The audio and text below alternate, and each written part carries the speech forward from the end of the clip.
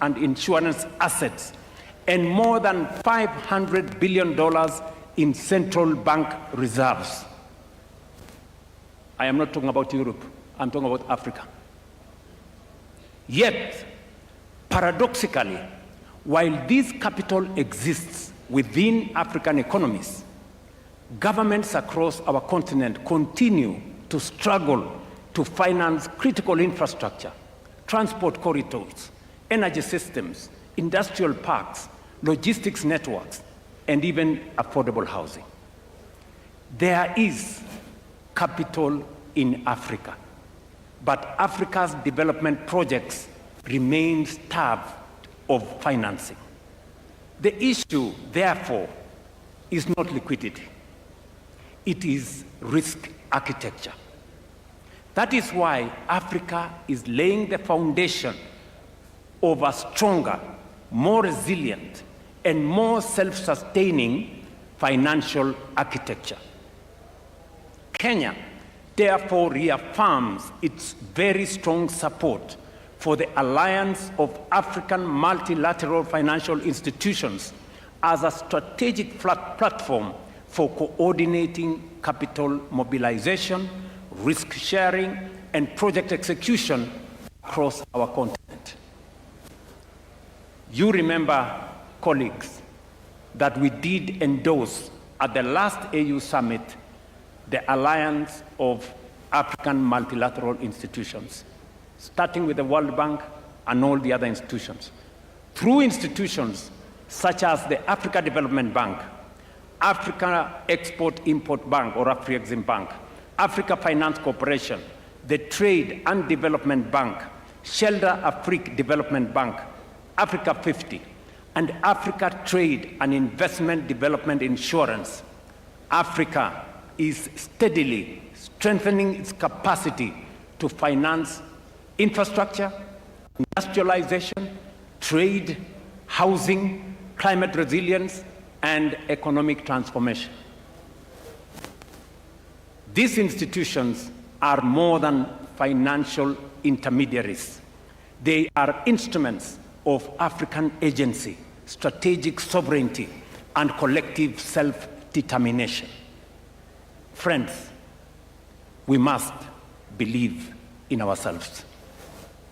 That is why we strongly support the recapitalization of African Trade and Investment Development Insurance as a critical pillar of the new Africa financial architecture for development. And I must thank the President of the Africa Development Bank, who is right here with us, for spearheading this effort together with all the other multilateral institutions. This is because Africa does not need more fragmented institutions.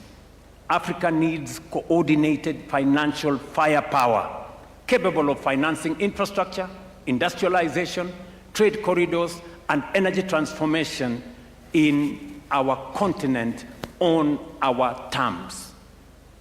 It is in this spirit that the proposed new Africa Financial Architecture and Development Framework, NAFAD, as we are calling it, seeks to align African multilateral institutions, sovereign investment platforms, pension systems, development banks, and private capital behind a coordinated continental investment strategy. Its objective is simply and simple but transformative: to retain more African savings within Africa and channel them into productive, bankable, and transformative sectors of our economy.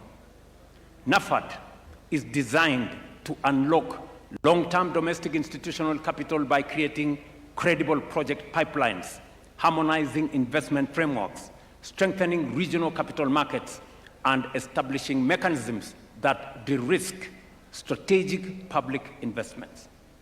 By lowering risk and risk perception and improving project preparation, African pensions and insurance funds will be better positioned to invest confidently in infrastructure, industrialization, energy, housing, and regional connectivity projects across our continent.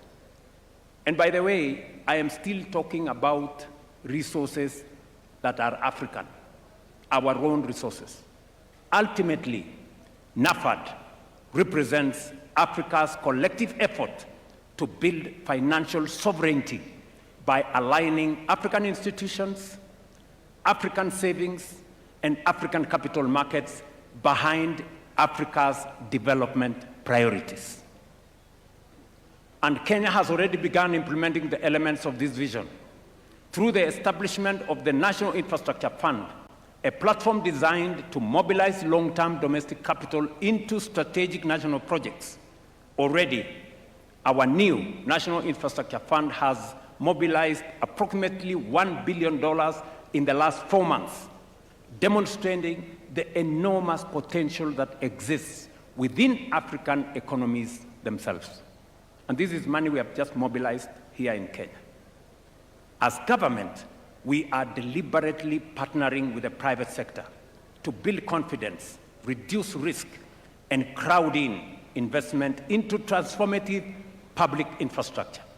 Our objective is simple: to create credible mechanisms through which private capital can participate securely and profitably in Africa's growth story. Kenya's experience demonstrates what domestic resource mobilization can achieve.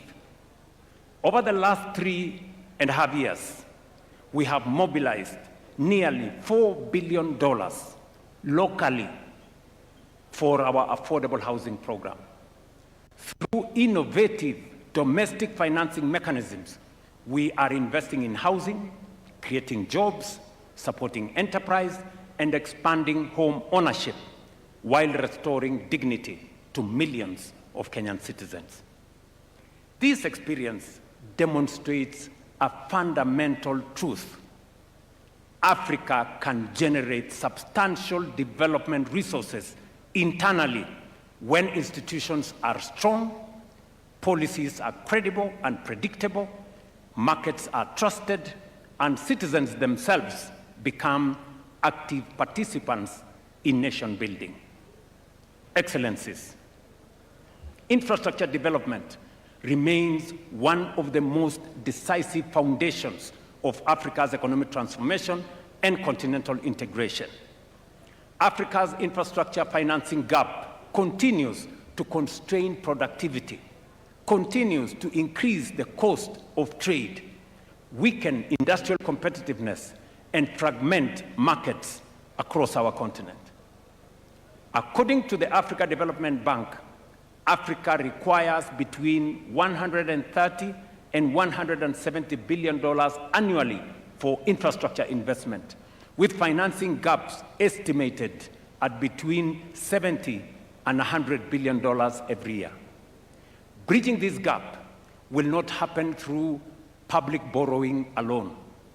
It requires innovative financial instruments, blended finance mechanisms, de-risking facilities like the one I have talked about, and strong public-private partnership capable of unlocking institutional capital at scale. But the broader challenge before us is continental.